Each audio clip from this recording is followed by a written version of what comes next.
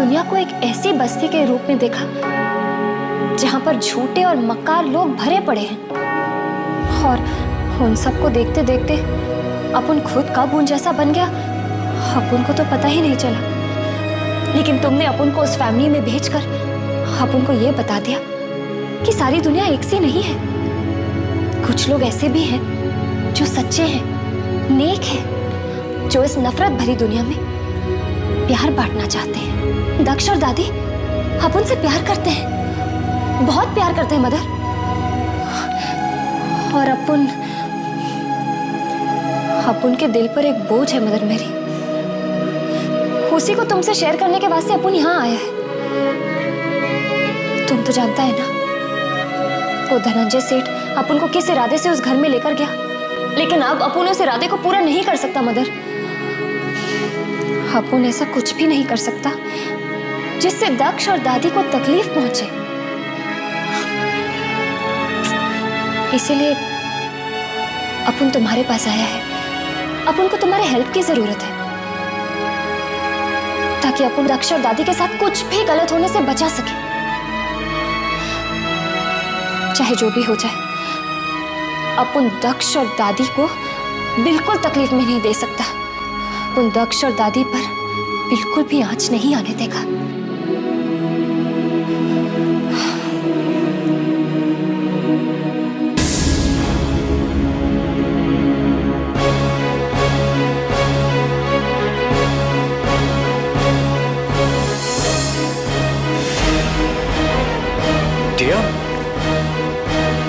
तू इधर चर्च में? साला अपन की 10 साल की दोस्ती में अपन ने तेरे को चर्च में कभी नहीं देखा।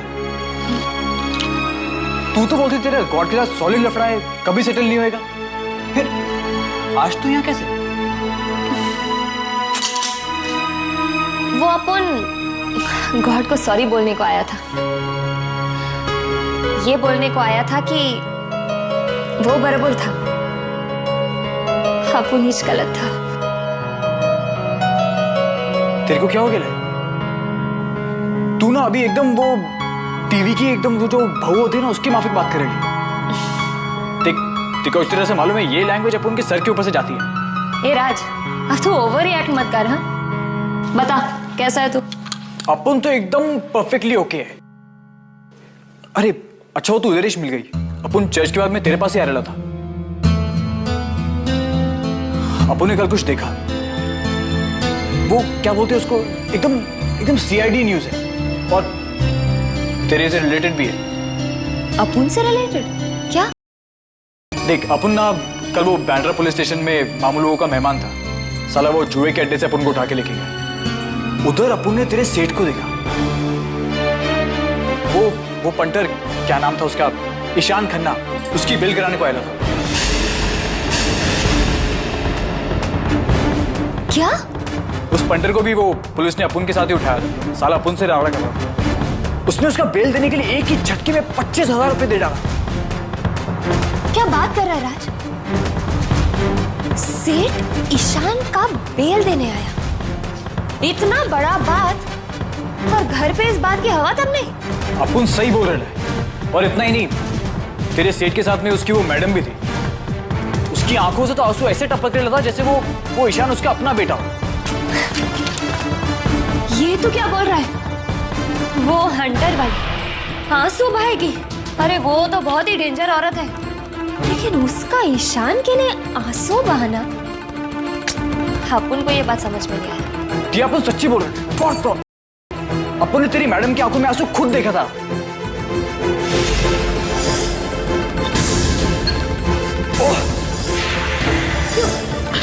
बहुत ज्यादा चल रहा है। कैसे गिर गई चेस्ट के ऊपर? तुम्हारा ध्यान कहाँ था? ऐसे ये ईशान के लिए फिक्र ना अपन ने भी उसके चेहरे पर देखी है, लेकिन उस समय अपन ने ये नोटिस नहीं किया था। लेकिन अब लगता है अपन को इसमें इंटरेस्ट लेना ही पड़ेगा। साला पता लगाना पड़ेगा कि ये सेठ और मीरा मैडम के बीच में ये ईशान का क्या सेटिंग है।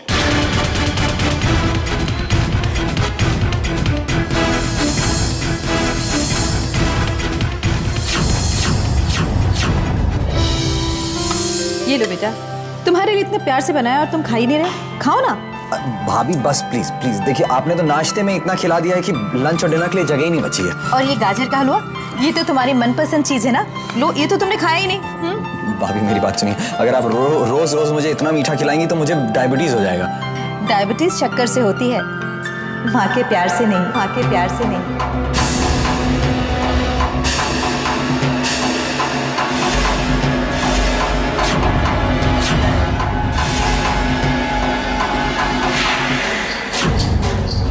और मैं भी तो तुम्हारी माँ जैसी ही हूँ ना।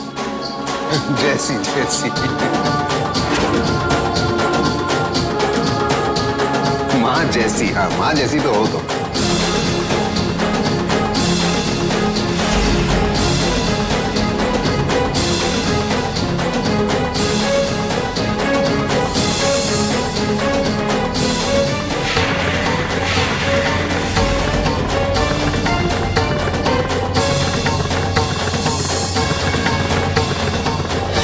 अरे अनु बेटा, तू सुबह सुबह कहाँ चली गई थी? मैं कब से नाश्ते पे तेरा इंतजार कर रही हूँ। वो दादी, मैं भगवान। अच्छा अच्छा, मंदिर गई थी। बहुत अच्छी बात है बेटा, तुझे जाना भी चाहिए और भगवान का शुक्रिया भी अदा करना चाहिए कि उसने तुझे इतनी बड़ी मुसीबत से बचाया। तुम किस मंदिर गई होगी ये मैं अच्छी तरह से जानती हूँ। सुबह सुबह तलब लगी होगी तो जरूर दारू के अड्डे पर ही गई होगी।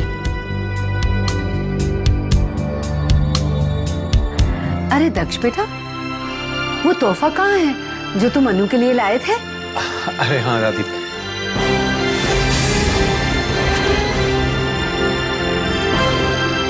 वो ये तुम्हारे लिए, दादी और मेरी तरफ से।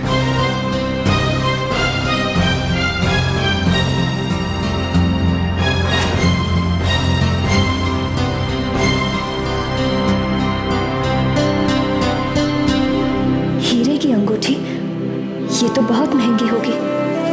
हाथ आगे करो। और ये किस खुशी के लिए? बेटा, तू मौत के मुंह से बच के आई है, ये क्या कोई कम खुशी की बात है?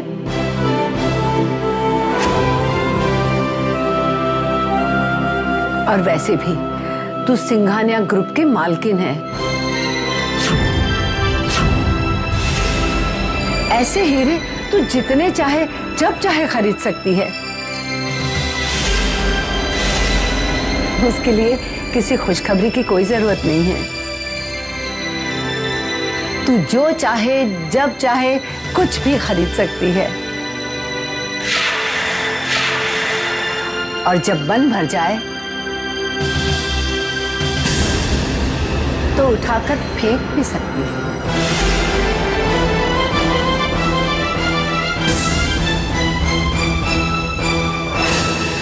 अनु, लाओ अपना हाथ लाओ, मैं तुम्हें ये अंगूठी अपने हाथों से पहनाऊंगा। लाओ।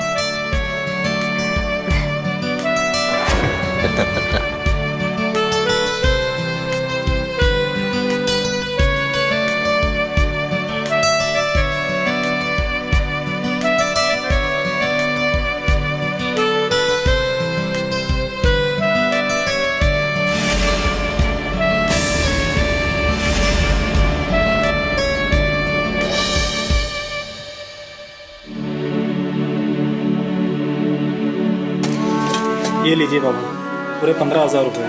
इतना ही कहा था ना आपने?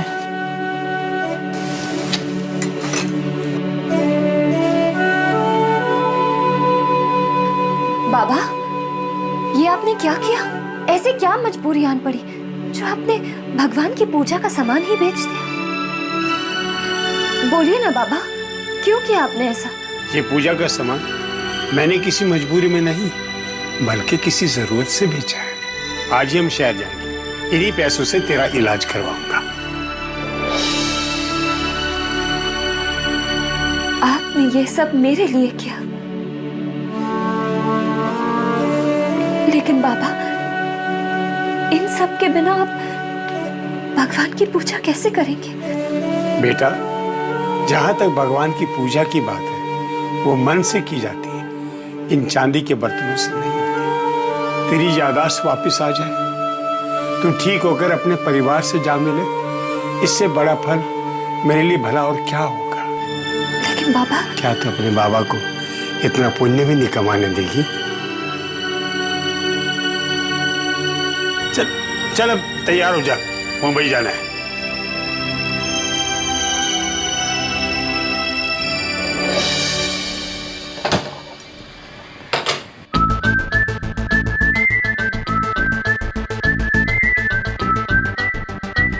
दक्ष को सूजी का हलवा पसंद है, ये तो अपुन जानता है, और अपुन ने दादी को बनाते हुए भी देखा था। लेकिन साला ये घी पहले जाता है कि सूजी? क्या फर्क पड़ता है, दोनों ही डाल देती हूँ।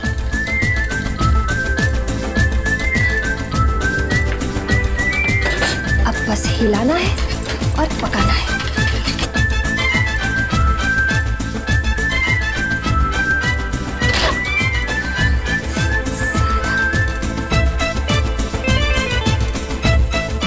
साला पहली बार लाइफ में अपन कुछ बना रेला है। अपन की इज्जत रखना है भगवान। दिखने में तो अच्छा ही लग रहा है, दक्ष को भी पसंद आ जाए ना तो बस।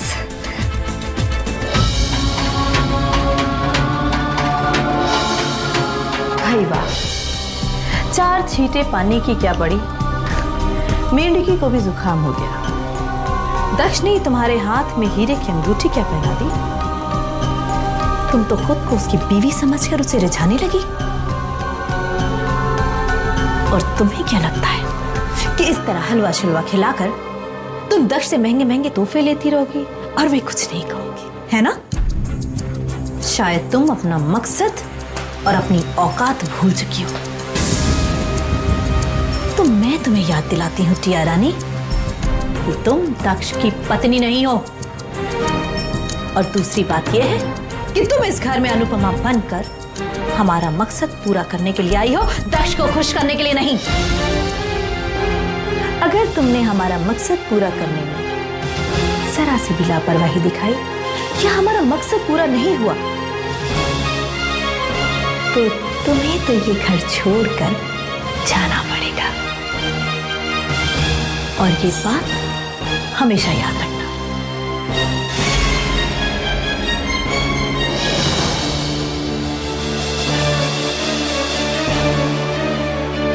अगर तुमने हमारा मकसद पूरा जरा सी भी लापरवाही दिखाई या हमारा मकसद पूरा नहीं हुआ तो तुम्हें तो ये घर छोड़कर जाना पड़ेगा।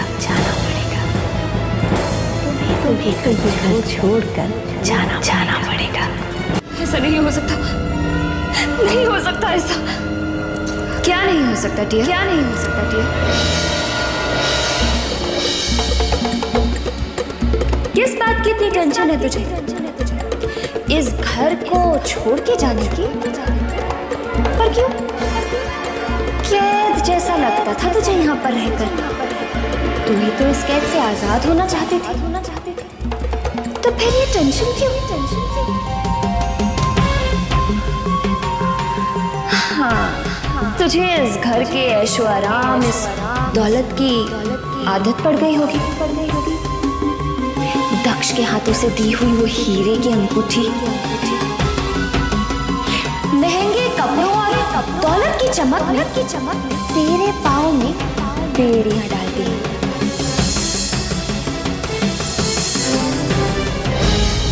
इस घर में रुककर तू इस घर की मालकिन बनना चाहती है ना?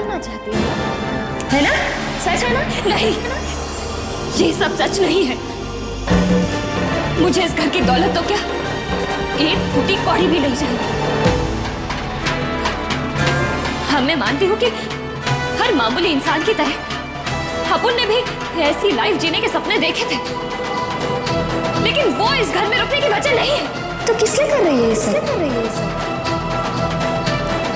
हाँ, दक्ष के लिए ना। दक्ष ही वो वजह है जिसके लिए तू इस घर को छोड़ के ही नहीं जाना चाहती। टिया, कहीं तुझे दक्ष से प्यार तो नहीं हो गया?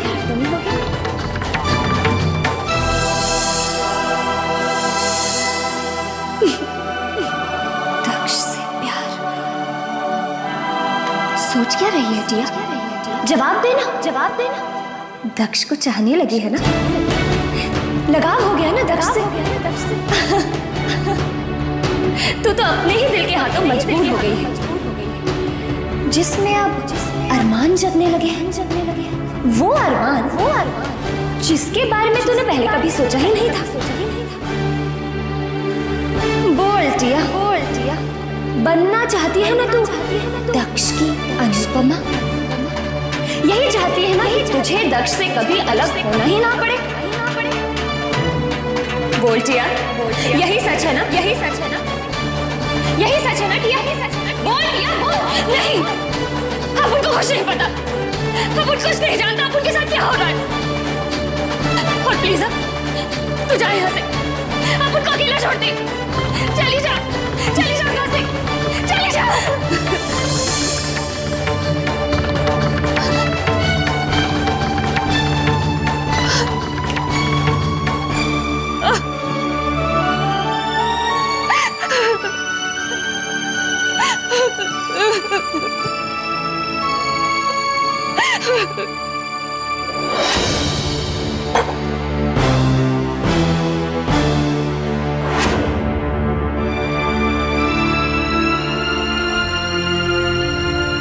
टिया, क्या हो गया तेरे? अपन कब से देख रहे, तू एक ग्लास को खाली देखे जा रही? इतनी देर में तो पूरी बोतल करेक्ट थी तू। कहीं ऐसा तो नहीं कि इन बड़े लोगों के साथ रह के तेरा टेस्ट बदल गया? अब एकदम देखो महंगी दारू पीने की आदत हो गई। आदत तो हो गई है राज, लेकिन दारू का नहीं, किसी के साथ का। पता है, आज तक अपन सिर्फ अपने बारे में सोचता था, लेकिन पहली बार अपन खुद से भी ज्यादा किसी को चाहने लगा है। अपन को प्यार हो गया राज। क्या क्या बोली तू? तेरे को प्यार हो गया? साला हमेशा ख्यालों में ही खोया रहता है। भूख नहीं लगती, प्यास नहीं लगती, बस मन करता है कि वो हमेशा अपन के सामने बैठा रहे। तू किसकी बात कर रही है तू? दक्ष की। अपन को दक्ष से प्यार हो गया है। क्या तू जानती क्या बोल रही है तू? दिमाग तो खराब नहीं हो गया तेरा? वो शादीशुदा है, किसी का पति है वो। अपन जानता है कि वो अनुपमा का पति है, लेकिन तू जानता है ना राज, अनु अब इस दुनिया में नहीं है। ऐसे में अपन का दक्ष को प्यार करना क्या गलत है? क्या अपन अनु की जगह नहीं ले सकते?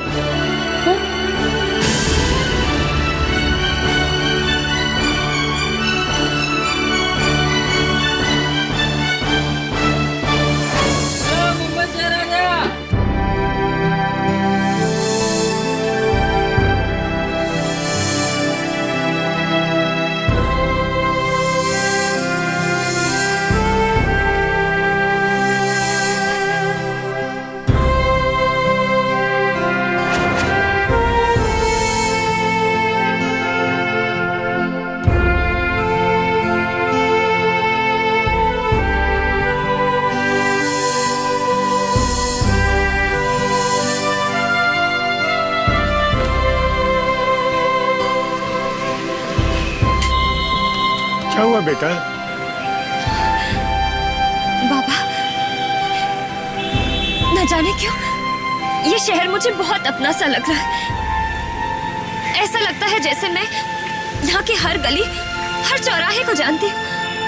जैसे मेरे अतीत के सारे राज छिपे हैं यहाँ पर, जो बस मेरे सामने आने ही वाले हैं। अपन ये सच्चाई कभी दक्ष के सामने नहीं आने देगा कि अपन अनु नहीं, टिया है। अपन हमेशा दक्ष के साथ रहेगी, उस घर में, दक्ष की अनुपमा बनकर।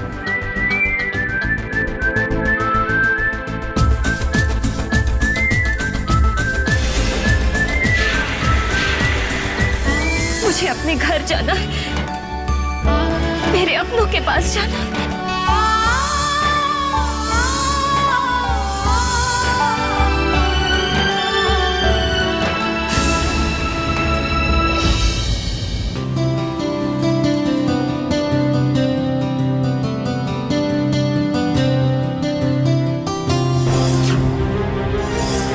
करूं? कैसे जाऊं मैं रघु से मिलने?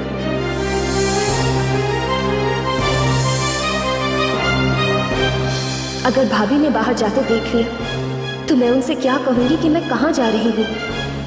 क्योंकि सच तो मैं उन्हें बता नहीं सकती, उन्हें बुरा लगेगा। पर जब तक मैं सच नहीं जान लूंगी मुझे चैन भी नहीं आएगा। मुझे कैसे भी कुछ भी करके रघु से मिलने जाना ही होगा।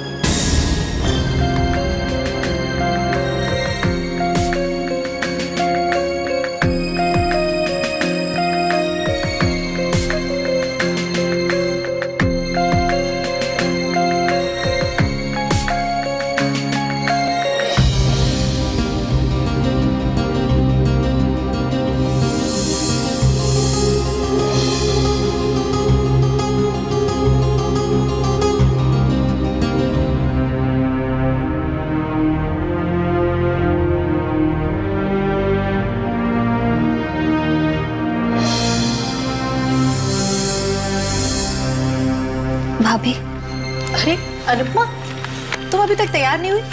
तुम्हें रिद्धिमा की सगाई में जाना है ना?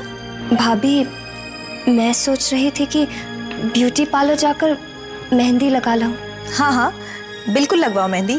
तुम्हारी बहन की सगाई है, तुम मेहंदी नहीं लगवाओगी तो और कौन लगवाएगा? लेकिन इसके लिए तुम्हें पार्लर जाने की क्या जरूरत है? एक काम करते, मैं एक मेहंदी वाली को जानती हूँ, बहुत अच्छी मेहंदी लगाती है। मैं फोन करके उसे घर पर ही बुलवा लेती हूँ, अच्छी मेहंदी लगा देगी तुम्हारे।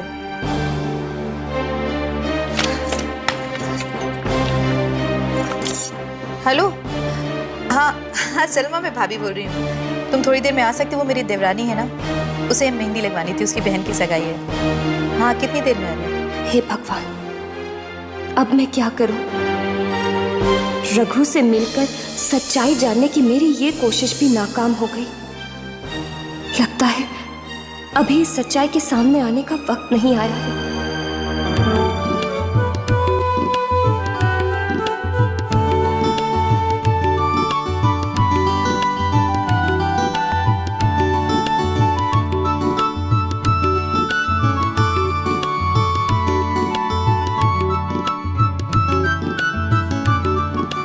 पापा, हाँ बेटा, देखिए ना पापा, कैसी लग रही है मेहंदी?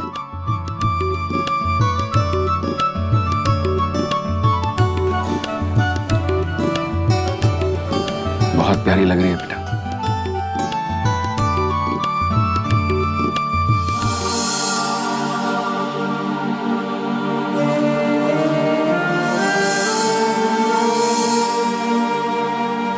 पापा क्या हुआ? पापा आप रो रहे हैं? नहीं बेटा, मैं सोच रहा हूं कि जब ये मेहंदी किसी बेटी के हाथ में सजाई गई है तो उसके हाथों को तो रंगों से सजा देती है, लेकिन उसके माँ बाप की जिंदगी को सूना कर देती है। एक तरफ उन्हें खुशी होती है अपनी बेटी के घर बसने की, और एक तरफ उन्हें गम होता है कि उनकी बेटी उनसे दूर जा रही है। समझ में नहीं आता बेटा, वो अपनी जिंदगी में खुशियां आने की खुशी मनाए या अपनी बेटी के जाने का दुख।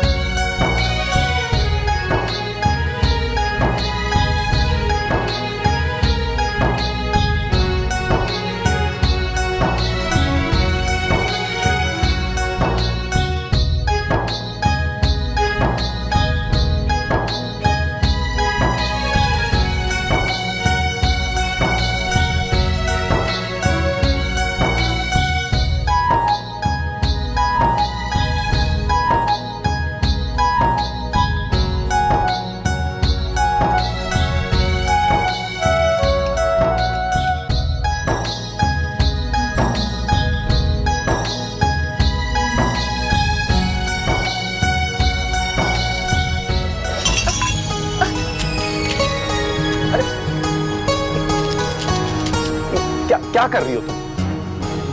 उठकर हाथ नहीं धो सकती? ये chip chip. Come on, go and wash your hands please. नहीं दक्ष, आज मैं अपने हाथों को पानी में नहीं छुआ सकती। आप शायद नहीं जानते, पर कहते हैं मेहंदी का रंग जितना गाढ़ा होता है, पति का प्यार उतना ही पक्का होता है। और जब तक मैं अपने हाथों पर पानी नहीं लगाऊंगी, मेहंदी का रंग और भी गाढ़ा होता जाएगा। इसलिए आज मैं अपने हाथों पर पानी नहीं लगाऊंगी। Very funny. Tell you something, ऐसा कुछ नहीं होता है। आखिर पति का प्यार का मेहंदी के रंग से क्या लेना देना है? आपके लिए शायद ये सब फालतू होगा, पर मेरे लिए तो मेरी जीने की वजह है ये।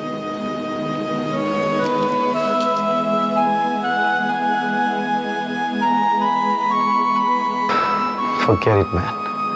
मैं भी कहाँ इस अनु की बातों में आ गया।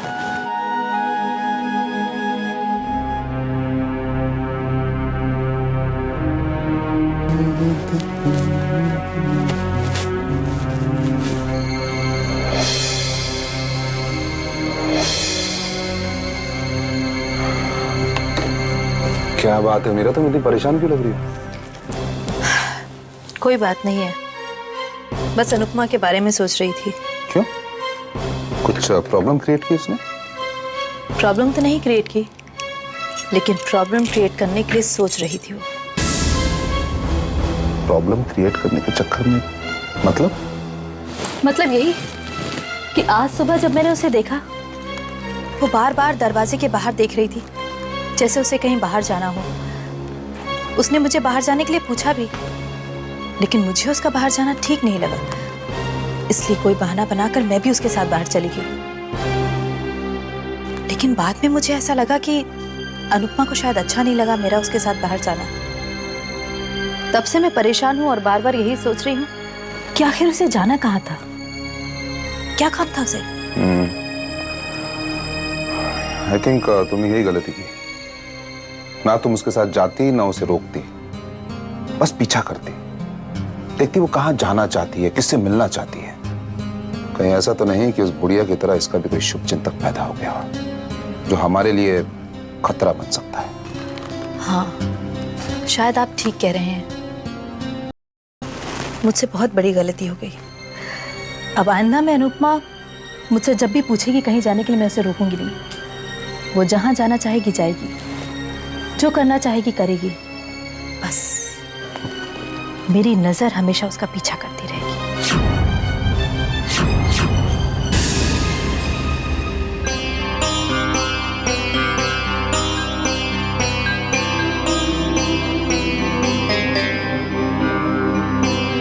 अब तक तो अन्नू रघु से मिल चुकी होगी और रघु ने उसे सारी सच्चाई बता दी होगी। बस मीरा, बहुत सहली मैंने तेरी ज़्यादतियां, अब बारी तेरी है। तैयार रहना अपने पापों की सजा भुगतने के लिए।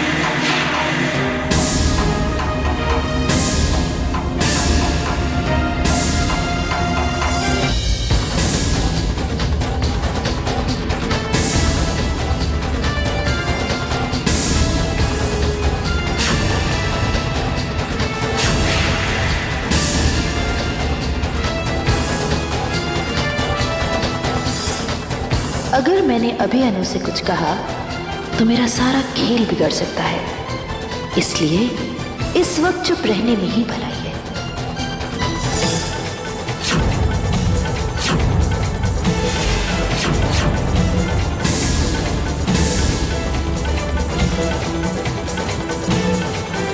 अनुपमा,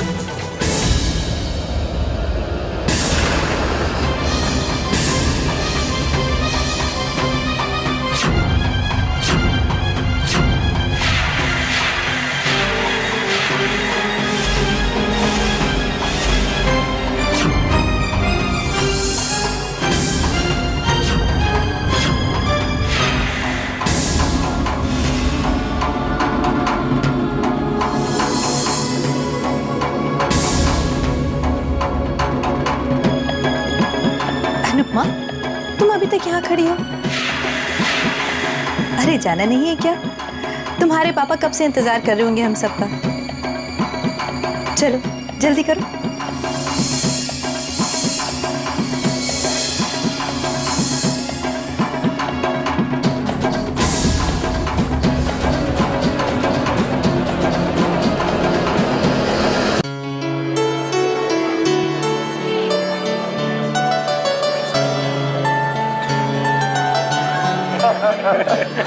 देखिए भाई साहब, बातों बातों में मेन बात तो रहेगी, आपके दामाद साहब किधर है?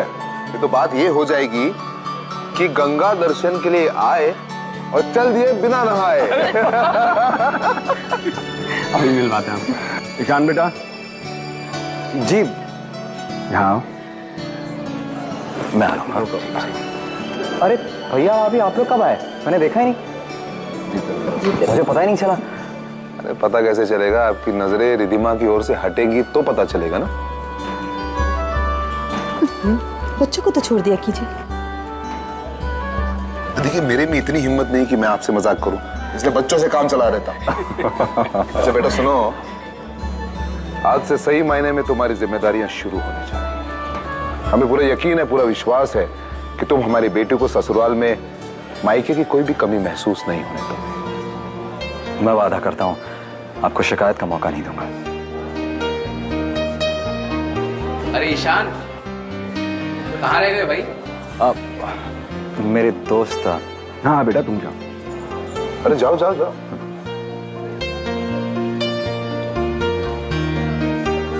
भाई विक्रम साहब, आप बेटियों के मामले में किस्मत के धनी हैं। क्या समझदार और सुशील दामाद मिला है, वाह।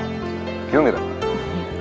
हाँ भाई साहब, आपका दामाद सूरत से ही नहीं बल्कि सीरत से भी हीरा है।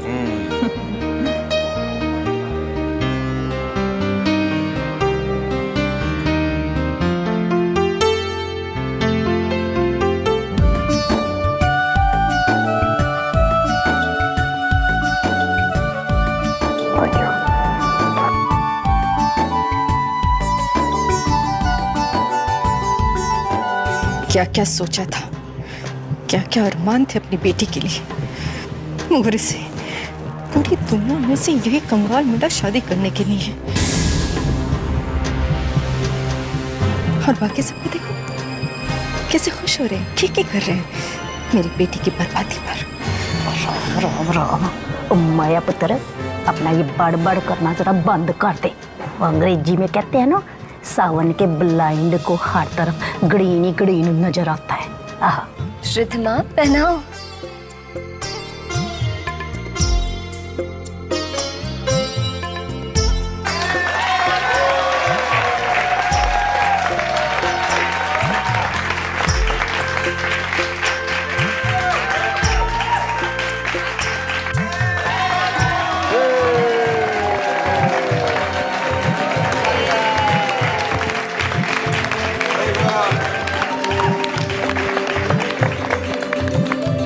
कितना हैप्पी है।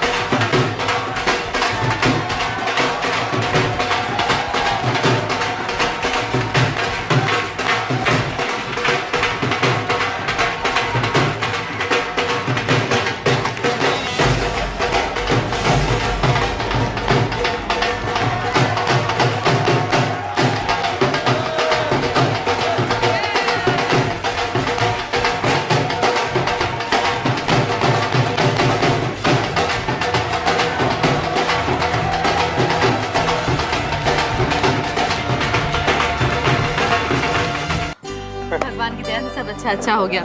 आपकी बेटी की सगाई भी इतनी अच्छी तरह से हो गई, इतनी धूमधाम से, और दामाद भी इतना अच्छा मिल गया आपको। एक बाप के लिए इससे ज्यादा खुशकिस्मती और क्या हो सकती है। बिल्कुल ठीक कहा आपने बहन जी। एक बाप को हमेशा ये चिंता रहती है कि उसकी बेटी को एक अच्छा और समझदार जीवन साथी मिले, और ईशान में ये सब खूबियां पाकर मैं अपने आप को बहुत खुशकिस्मत महसूस करता हूँ। जी हाँ भाई साहब, अब आप अपनी सारी जिम्मेदारियों से निश्चिंत हो जाइए। बड़ी बेटी तो शादी करके अपने ससुराल में खुश है, और छोटी की भी डोली उठने वाली है। अब आपकी सारी जिम्मेदारियां खत्म हो गई हैं। बस मुझे तो इंतजार है कि कब रिद्धिमा की डोली इस घर से उठेगी। मेरा बातें करती रहोगी, घर जाने का इरादा नहीं है। अरे घड़ी में टाइम देखो क्या हो रहा है। अरे बातों बातों में तो मुझे ध्यान ही नहीं रहा। अच्छा भाई साहब, इजाजत दीजिए, आप अपने मेहमानों का ध्यान रखिए, हम लोग चले जाएंगे। जी चले तो मिलिए। Thank you for coming. I hope you had a good time. आप आइए, मैं आप लोगों को छोड़ देता हूँ दरवाजे तक। सुनो दक्ष, तुम अनुपमा का ख्याल रखना। रघु के हादसे के बाद मुझे बहुत डर लगने लगा है कि फिर से उसने कुछ अनुपमा को चोट पहुंचाई तो। भाभी आप बेफिक्र रहिए, कुछ नहीं होगा। जब तक मैं हूँ कोई अनुपमा का बाल भी बांका नहीं कर सकता। ओके चले? अरे नहीं बेटा, तुम जाके अनुपमा का ध्यान रखो। जाओ हम चले जाएंगे। बाय। चलिए।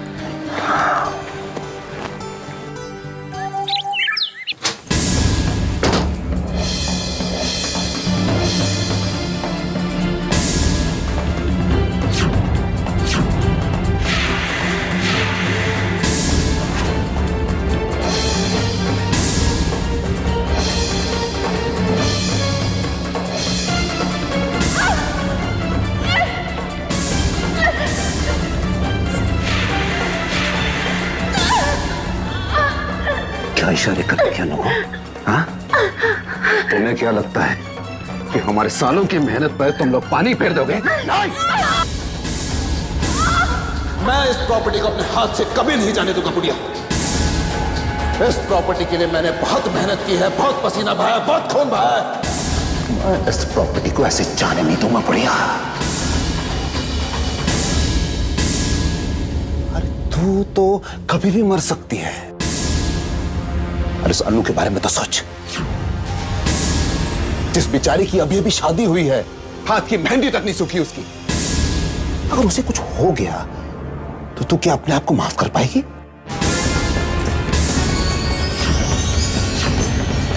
नहीं कर पाएगी।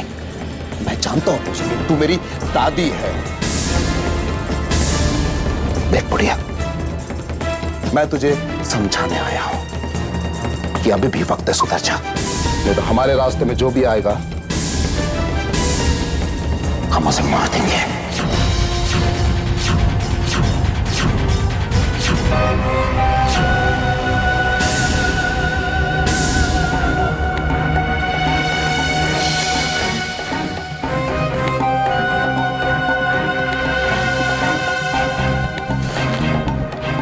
क्या हुआ बुढ़िया? आज तेरी जबान क्यों बंद है?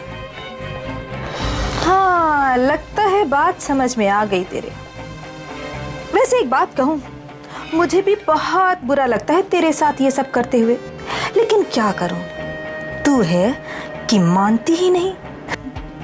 अरे कुछ तो तरस खा अपने ऊपर, इस बूढ़े शरीर पर। कब तक झेलेगा वो ये सब? अरे जैसी भी हूं, बहू हूं तेरी मैं, और तेरी बहू होने के नाते मैं तुझे एक सलाह देती हूँ फ्री में। हाँ, एक काम कर, तू मर जा। हाँ, मर जा, क्योंकि थोड़े दिनों में तो वैसे ही तू मरने वाली है। तू इतना कष्ट क्यों दे रही है अपने इस ढलते हुए शरीर को और हमको भी? अब मौत ही तेरे पास आखिरी रास्ता बचा है। हाँ, मरने का टेंशन तुम मत लेना, क्योंकि मार तो मैं ही तुझे दूंगी। बस तू मुझे बता देना कि तू कैसे मरना चाहती है। तेरी ये बहू तुझे इच्छा मृत्यु देने के लिए आ जाएगी।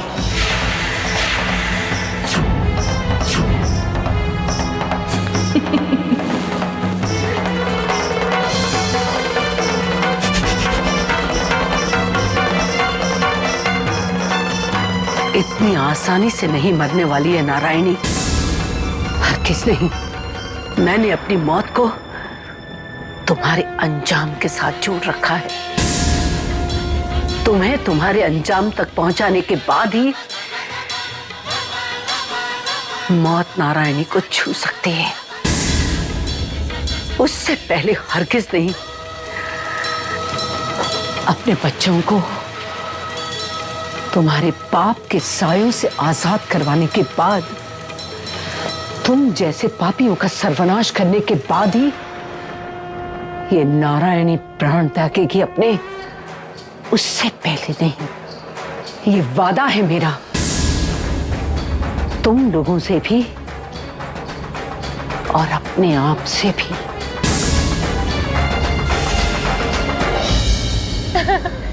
खूब देखे मैंने ऐसे प्यार करने वाले। शादी से पहले आपके लिए मैं चांद सितारे सब आसमान से जमीन पर ले आऊंगा, लेकिन शादी के बाद आपके साथ 2 कदम साथ चलने में चांद सितारे दिखने लग जाते हैं। लेकिन मेरे जीजू बिल्कुल ऐसे नहीं है। इनफैक्ट मेरे जीजू जैसे प्यार करने वाले तो आजकल बनने ही बंद हो गए, क्योंकि जीजू दी से जितना पहले प्यार करते थे ना, शादी के बाद उनका प्यार और भी ज्यादा बढ़ गया है। राइट जीजू? लेकिन तुम ये कैसे कह सकते हो? जीजू आप खुद ही देखिए ना, दीदी की आंखों में साफ नजर आ रहा है। राइट दीदी?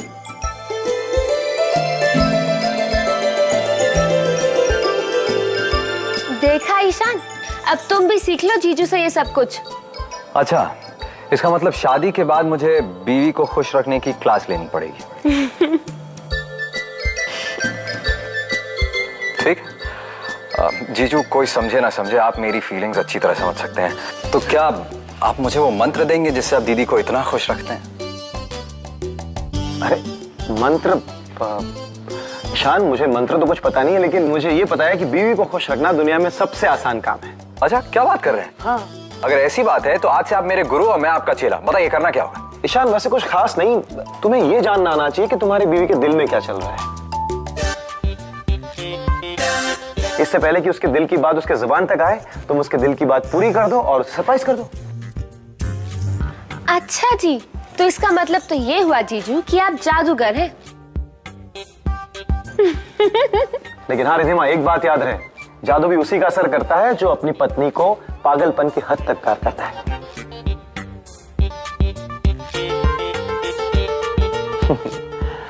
अच्छा ईशान, हाँ हम कहाँ थे? हाँ गुरुदेव, आप बता रहे थे कि दिल की बात जानना। हाँ वो तो थी पहली तरकीब। अब दूसरा तरीका सुनो। भले ही तुम अपना जन्मदिन भूल जाओ, लेकिन अपनी पत्नी का बर्थडे या फिर शादी की सालगिरह भूल कर भी मत भूलना। इससे पहले कि वो तुम्हें याद दिलाए, तुम उसके लिए एक प्यारा सा तोहफा ले आओ या फूल ले आओ और उसे दे दो। अच्छा, गुरुजी का ये हाल है तो चेले का क्या हाल होगा? रिधिमा, संभल कर रहना। तो बच्चा ईशान, अगर शादी के बाद रिधिमा को हमेशा खुश देखना चाहते हो तो इन तरीकों को याद रखना और भरपूर इस्तेमाल भी करना। याद है? जो आज्ञा गुरुदेव। गुरुवर, आज आपने मुझे इस दुनिया में सुख चैन से जीने का अनमोल मंत्र दिया है। मैं इसके लिए आपका सदा आभारी रहूंगा। भाई, इस गुरु को अपनी गुरु दक्षिणा की जरूरत है और मुझे लगता है कि हमें अब चलना चाहिए, क्योंकि हमारी पत्नी को तो नींद की झपकियां आ रही है। तुम चलते हैं।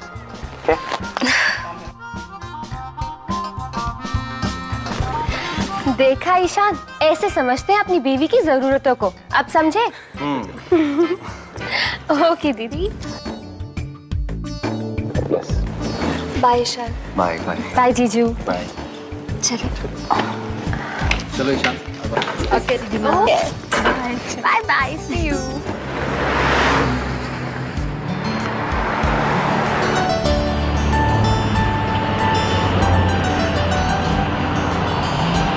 दक्ष, आपने वहां पर कहा था ना कि आप किसी की भी सूरत देखकर उसका मन पढ़ सकते हैं। बताइए ना, मेरे मन में क्या है? वो अनु, तुम्हें मालूम है कि वो सब हंसी मजाक था। अरे मुझे किसी के दिल की बात नहीं जाननी आती। अच्छा, मान लिया कि आप नहीं बता सकते, लेकिन अंदाजा तो लगा सकते हैं ना? अंदाजे से ही बताइए ना। अनु कैसा मजाक है ये? मैं भला कैसे? प्लीज दक्ष बताइए ना, प्लीज। अनु तुम बहुत जिद्दी हो, बहुत जिद्दी। किसी भी तरह अपनी बात मनवा कर ही रहती हो। ओके, तुम इस वक्त ये सोच रही हो कि दक्ष किस तरह का इंसान है जो खुद तो शादी जैसे रिश्तों में कुछ यकीन रखता नहीं है, लेकिन दूसरों को हैप्पी मैरिड लाइफ का ज्ञान बांटता फिरता है ना? और तुम दक्ष जैसा झूठा और नाटकबाज इंसान तुमने जिंदगी में नहीं देखा। सही कह रहा हूं ना मैं? यही सब चल रहा है ना तुम्हारे दिमाग में? गलत। मैं ऐसा कुछ भी नहीं सोच रही हूँ। चलो ठीक है, बताओ फिर क्या सोच रही हो? मैं भी तो जानूं तुम्हारे दिमाग में क्या चल रहा है।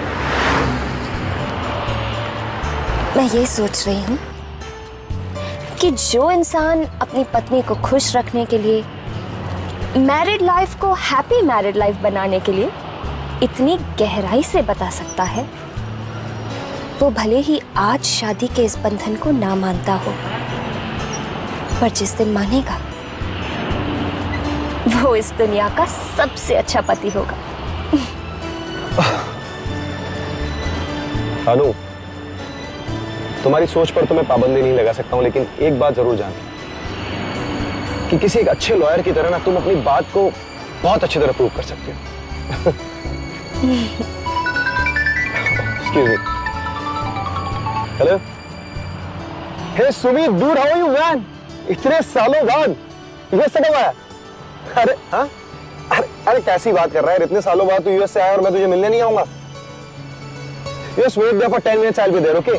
Okay, चल, bye, चल।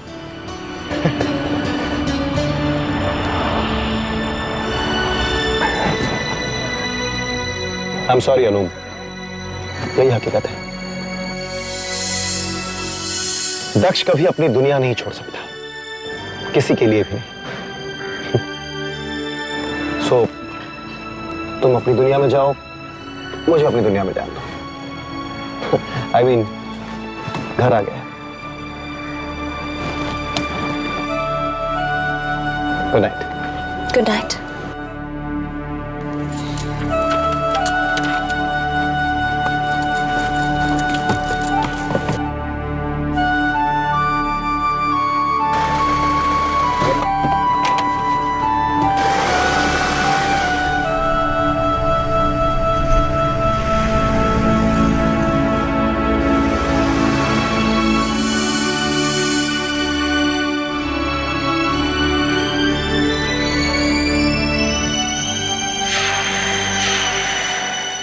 यही एक मौका है जब मैं रघु से मिल सकती हूँ।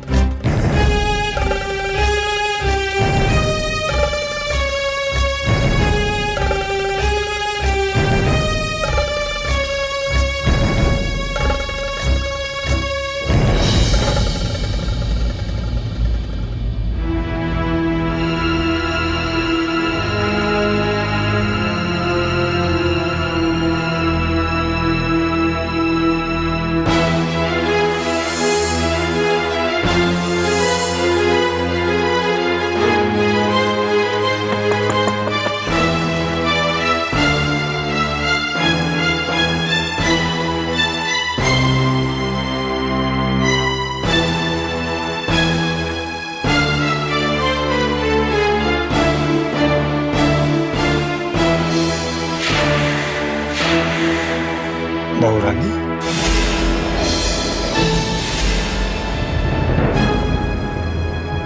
बहू रानी, इस वक्त आई आई अंदर आई।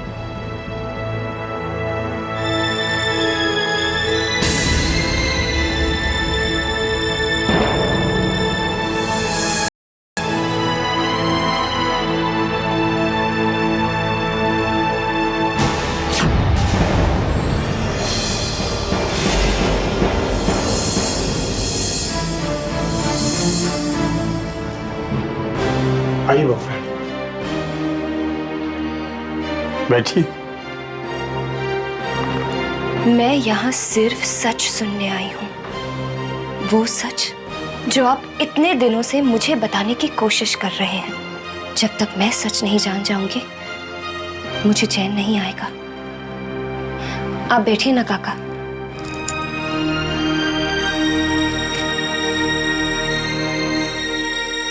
बहू रानी, आप तक सच्चाई पहुंचाना मेरी जिंदगी का मकसद है।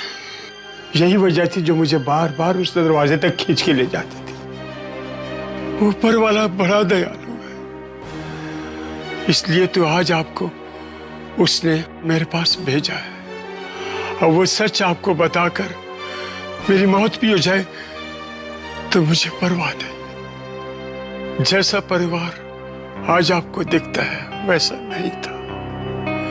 जब हमारे मालिक जिंदा थे इस घर में हर तरफ खुशियां ही खुशियां थी। मालिक और मालकिन बड़े दयालु और देवता समान थे। उनके दो बेटे थे, एक धनंजय के पिताजी, दूसरे दक्ष बाबा के पिताजी। धनंजय के मां और पिता बड़ी छोटी उम्र में चल बसे, इसलिए तो मालिक के सारे कारोबार का बोझ दक्ष बाबा के पिता के कंधों पर आ गए थे। वो बड़े सरल नेक इंसान थे। मालिक और मालकिन अपने बड़े बेटे की मौत का गम भूल भी न पाए थे कि अचानक एक दिन छोटे बेटे को छोटे बेटे? क्या हुआ उनके छोटे बेटे को? एक दुर्घटना में उनके छोटे बेटे भी अपनी पत्नी से चल बसे। छोटे बाबू की मौत के बाद मालिक एकदम टूट चुके थे। उस वक्त धनंजय की उम्र कोई 20-22 साल की थी। वो चाहते तो दादाजी का सहारा बन सकते थे, लेकिन नहीं। वो तो बचपन से ही बुरी संगत में पड़ चुके थे। उनकी उम्र के साथ साथ उनकी बुराइयां भी बढ़ती चली गई। ये आप क्या कह रहे हैं काका? मैं सच कह रहा हूं बहू रानी, यकीन मानिए। जो रूप उन लोगों का आप इस वक्त देख रही हैं वो दिखावा है। उनका शराफत से दूर दूर तक कोई नाता नहीं।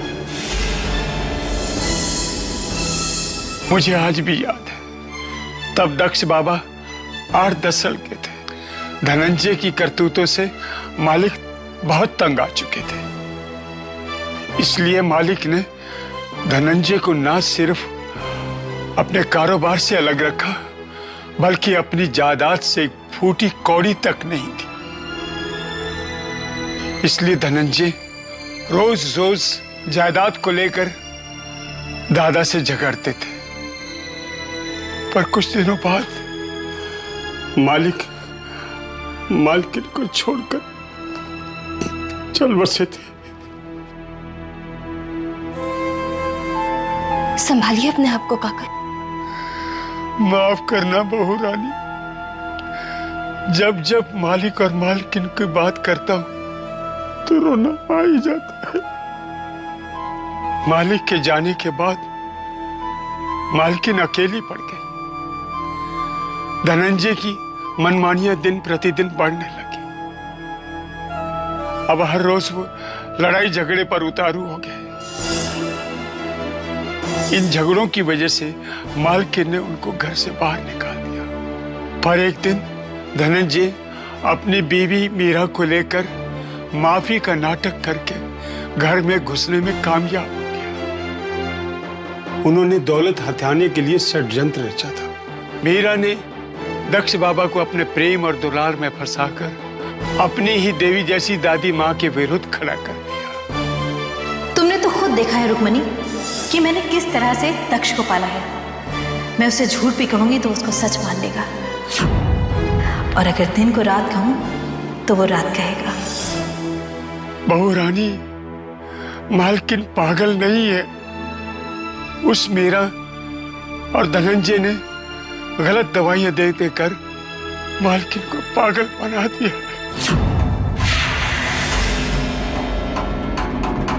दादी पागल नहीं है, उन्हें भैया और भाभी ने पागल बनाया है। हाँ बहू रानी, हमारी मालकिन तो देवी है, देवी।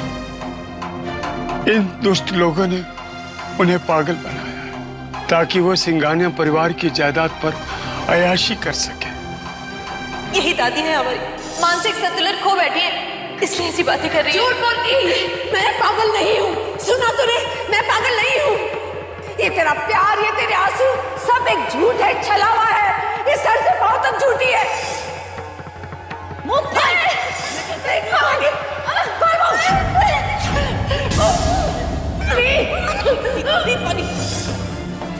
यही इन दुष्टों की सच्चाई है जो मैं आपको बताना चाहता था। भगवान की सौगंध खाता हूं, मैंने जो कुछ भी कहा वो एकदम सच है। अब आप ही हमारी मालकिन को इन दुष्टों के चुंगल से छुड़ा सकती हैं। अब हमें आपसे बहुत उम्मीद है। हमारी मालकिन को उन दुष्टों की कैद से आजाद करा दीजिए बहू रानी। आजाद करा दीजिए बहू रानी, आजाद करा दीजिए। मैं पागल नहीं, हमारी मालकिन सुना तूने, मैं पागल नहीं दुष्टों हूँ। की कैद से आजाद करा दीजिए। आजाद करा दीजिए बहू रानी, आजाद करा दीजिए।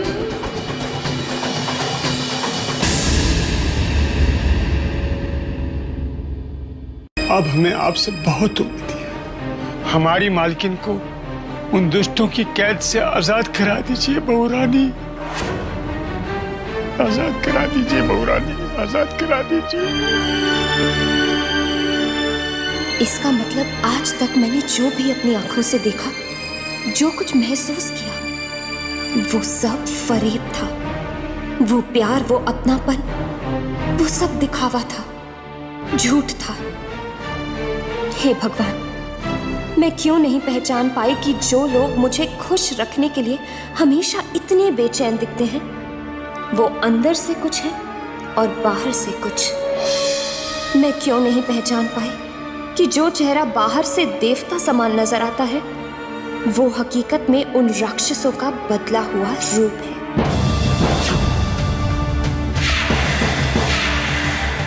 बहू रानी, मैं उन दरिंदों के बारे में जो कुछ भी जानता था बता दिया। इस घर को नर्क से स्वर्ग बनाना है, इसलिए आप इन लोगों से सावधान रहिएगा।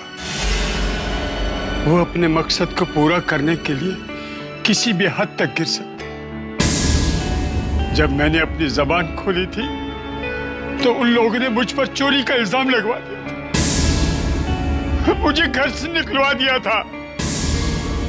मैंने उस घर का नमक खाया। हरामखोरी तो बहुत दूर की बात, मैं हरामखोरी के नजदीक भी नहीं जा सकता बहू रानी।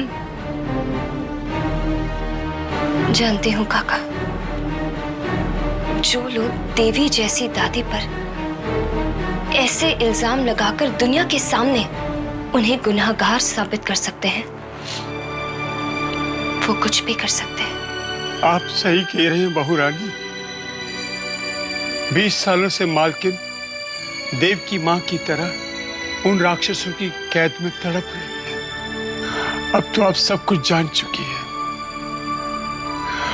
अब तुम्हें मालकिन को और दक्ष बाबा को उनकी कैद से छुड़ाना होगा। इस घर को नरक से फिर से स्वर्ग बनाना होगा। उन लोगों से बहुत सावधान रहिएगा, बहुत सावधान रहिएगा बहू रानी।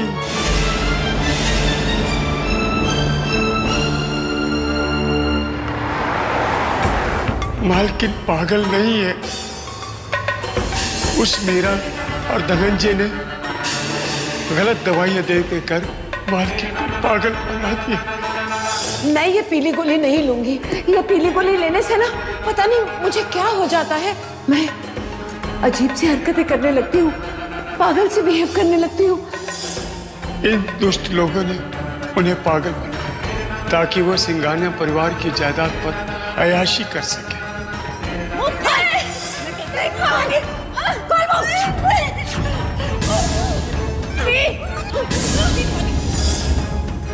ये मुझे मार डालना चाहती है। इसे जायदाद चाहिए मेरी, इससे मुझे मार डालना चाहती है। नहीं दादी, मैं इसे मार डालूंगी।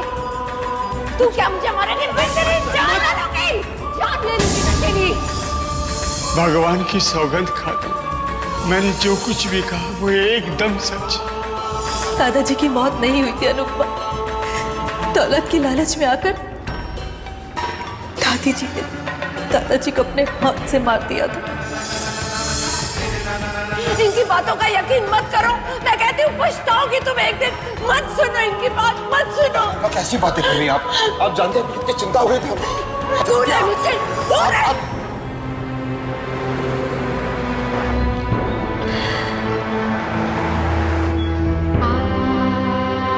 हे भगवान, ये मुझसे क्या हो गया?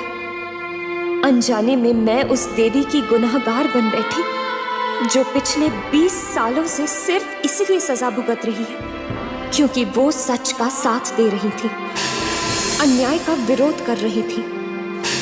आज मुझे अपने आप पर शर्मिंदगी महसूस हो रही है।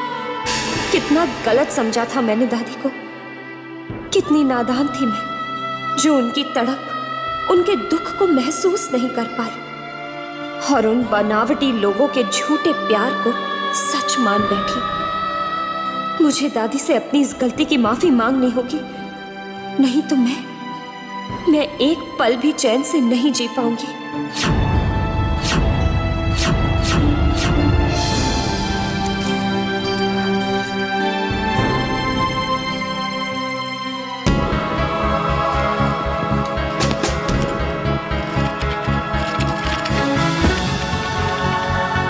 ये खुलता क्यों नहीं?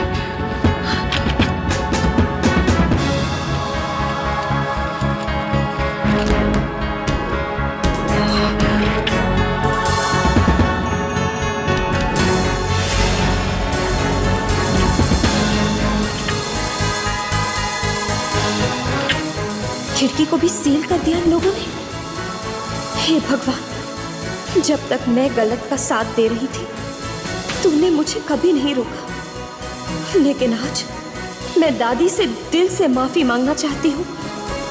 तू मुझे उनसे मिलने से क्यों रोक रहा है? तू ये कैसी सजा है तेरी भगवान कि मैं उन्हें देख भी नहीं सकती।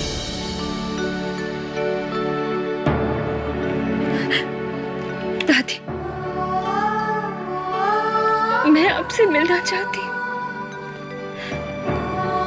आपसे मिलके अपने किए का प्रायश्चित करना चाहती हूँ। मैंने आपके प्यार को, आपकी भावनाओं को नहीं समझा दादी। मुझे माफ कर दीजिए। आपकी कितनी आशाएं थी मुझसे, कितनी उम्मीदें थी, लेकिन मैंने आपकी सारी आशाओं पर पानी फेर दिया, उम्मीदों को तोड़ दिया।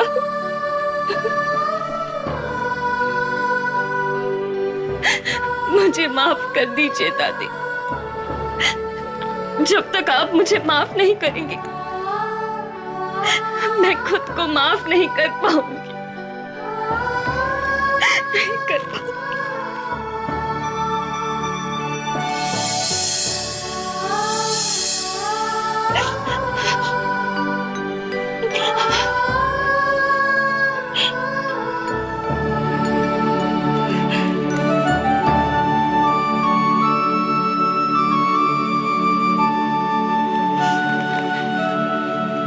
ठीक है दादी, मैं भी आपसे वादा करती हूँ कि जब तक आपको इस कैद से मुक्त नहीं करवा देती मैं चैन की सांस नहीं लूंगी। मैं अपनी देवकी जैसी माँ को कंस की बेड़ियों से छुड़वा कर ही रहूंगी। मैं आपको इस घर से आपका मान सम्मान, आपके सारे अधिकार और दक्ष का प्यार वापस दिलाऊंगी। ये अनुपमा का वादा है आपसे और मेरी भूल का प्रायश्चित भी।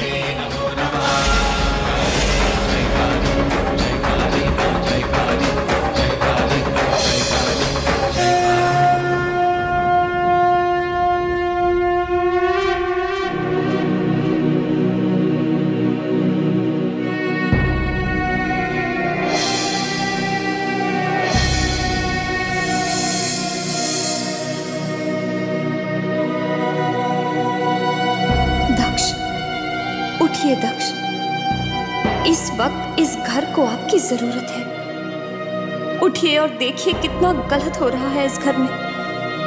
एक मासूम इंसान पर पिछले 20 सालों से अन्याय हो रहा है।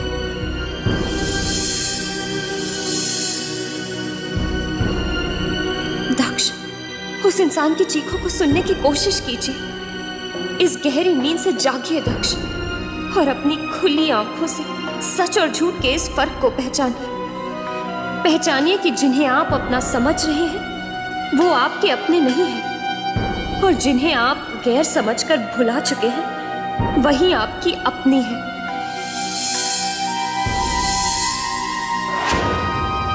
अपनी आंखें खोलिए दक्ष, जागिए दक्ष, जागिए।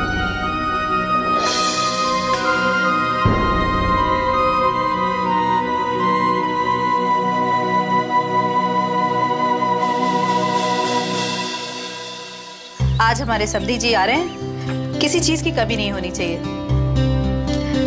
अरे जल्दी जल्दी हाथ चलाइए ना। अरे अनुपमा बेटा, इतनी सुबह सुबह किचन में चली आई। तुमसे कितनी बार कहा है, तुम्हें किसी चीज की जरूरत हो तो नौकरों को बोल दो, वो कर लेंगे ना। तुम्हें आने की क्या जरूरत थी? कल रिद्धिमा की सगाई के बाद काफी थक गई होगी तुम ना। अरे तुम लोग क्या मुंह देख रहे हो, फटाफट हाथ चलाओ। कितनी नासमझ थी मैं, जो आज तक इनके झूठे प्यार भरे शब्दों से दिल को खुश करती रहती थी। लेकिन आज इनके वही शब्द दिल में चुभन पैदा कर रहे हैं। कितना छल है इनके चरित्र में, लेकिन इस हंसते मुस्कुराते चेहरे के पीछे छिपा इनका घिनौना रूप आज मुझे साफ साफ दिखाई दे रहा है।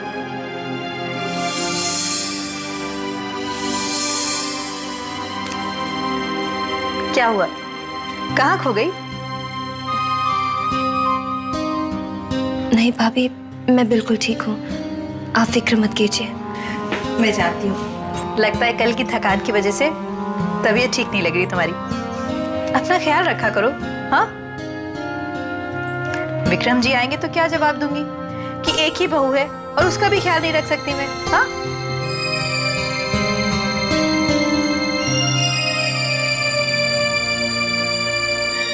अरे हाँ बेटा, तुम किचन में आई हो तो एक काम कर लो, ये देखो, ये सब डिशेस मैंने बनवाई है नौकरों से बोल के।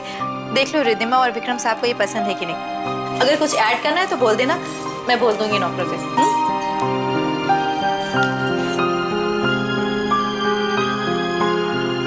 सब ठीक है ना? सब ठीक है भाभी। भाभी, वो कॉरिडोर से आते वक्त मैंने देखा कि दादी के कमरे की खिड़की पर पेपर।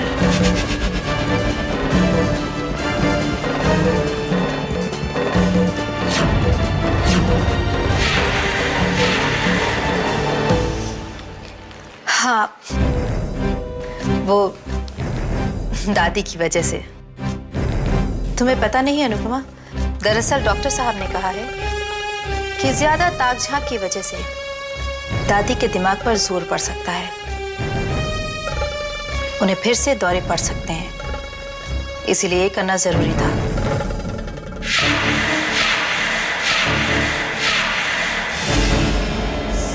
भाभी, अरे ये क्या हुआ तुझे? गर्दन पर हाथ क्यों रखे? तुझे क्या हुआ गर्दन में? पता नहीं, बहुत पेन है भाभी, शायद सोते हुए पिलो से कुछ हो गया। अरे दिखा तो जरा। संजय। जी मैडम। मेरे कमरे से ऑयल लेकर आना। जी मैडम। तुमसे कितनी बार कहा है कि सोते वक्त भी तकिया ठीक से रखा करो, तुम्हारा पोस्चर सही होना चाहिए, इसलिए गर्दन। चलो उधर चल के बैठो, आओ मैं तेल लगा देती हूँ। अरे भाभी आप भी। तुम लोग ना कभी नहीं समझोगे एक माँ का दिल कितना कमजोर होता है। बच्चे को थोड़ी सी चोट लगती है और माँ का दिल रोने लगता है। मैं तो कितनी दुआएं करती हूँ कि तुम्हारी छोटी सी भी तकलीफ हमें लग जाए। लाओ दो। कोई बात नहीं, अभी मैं तेल लगा देती हूँ, बिल्कुल ठीक हो जाएगा कल तक। मीरा ने दक्ष बाबा को अपने प्रेम और दुलार में फंसाकर अपनी ही देवी जैसी दादी माँ के विरुद्ध खड़ा कर दिया।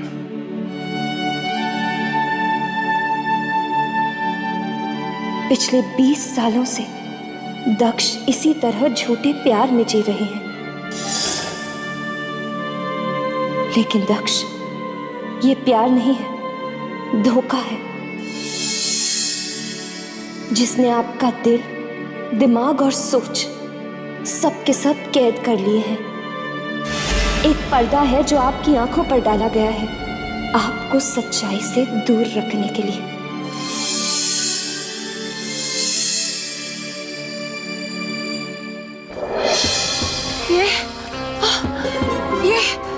ये क्या हुआ? हे भगवान,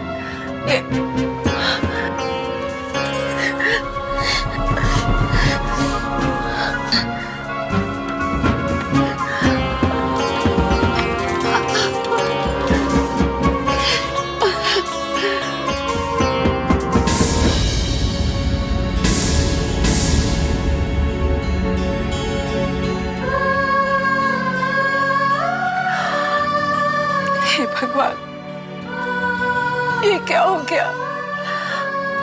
बाहर की दुनिया से जुड़े रहने के लिए ये खिड़की जिससे मैं अपने आने वाली उम्मीद अनुपमा को देखा करती थी, लेकिन आज मीरा ने इसे भी बंद करवा दिया।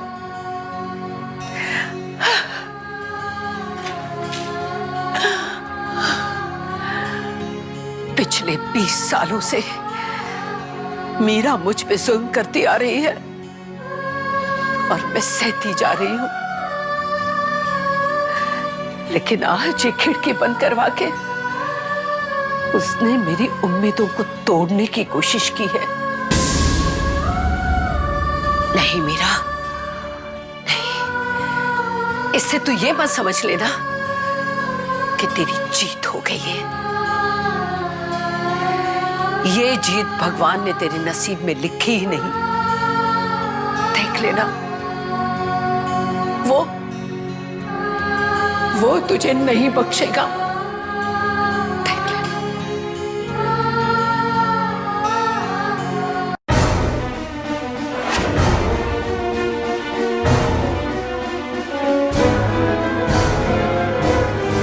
क्या बात है, मुझे इतनी जल्दी फोन करके यहाँ क्यों बुलाया? सब ठीक तो है ना? इश्क की बीमारी में भला सब ठीक कैसे हो सकता है? अब आप तो चैन से सोती हैं, लेकिन ये बेचारा रात भर जागता रहता है। घड़ी की हर टिक टिक पर ये दिल आपसे मिलने की दुआ मांगता है।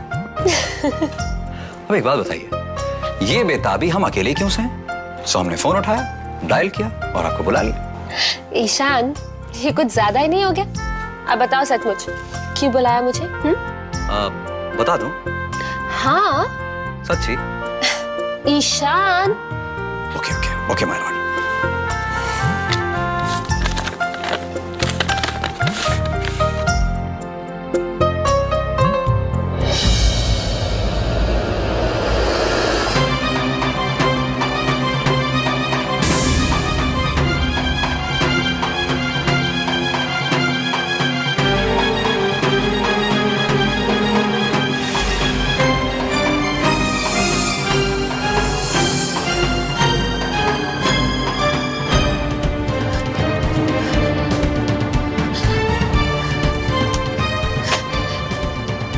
क्या है ईशा? क्या है ये? मैंने तुम्हें अपने पास्ट के बारे में सब कुछ बता दिया था, सारी सच्चाई बता दी थी। Ishan, this was my past, my mistake. तुमने मुझे सब कुछ बता दिया था, लेकिन ये सच्चाई इतनी कड़वी होगी मैंने कभी नहीं सोचा था।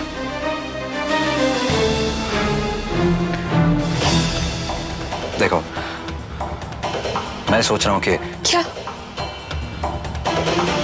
क्या सोच रहे हो तुम ईशान? क्या इन फोटोज को देखकर तुम्हारा दिल बदल गया?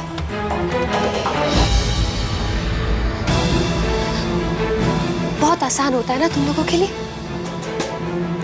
जब मन आया रिश्ता जोड़ लिया, जब मन किया तो रिश्ता तोड़ दिया। अरे मैं क्या बोलना चाहता हूं वो सुन तो लो। मैं कह रहा हूं कि मैं ये सोच रहा हूं कि ये फोटोग्राफ्स मुझे कौन भेज सकता है? कौन है जो हमें एक साथ देखकर खुश नहीं है? रिद्धिमा, मैं तुमसे प्यार करता हूं, तुम्हारे पास्ट, प्रेजेंट या फ्यूचर से नहीं।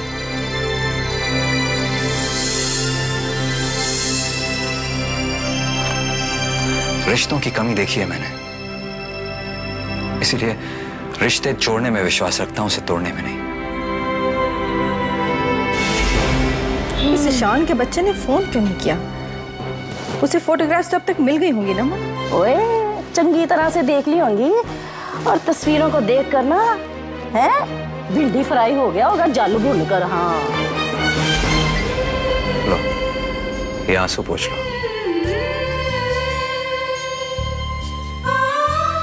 जब मेरे घर डोली में बैठकर आओगी तब कब आएंगे? तब तक इन्हें संभाल कर रखो।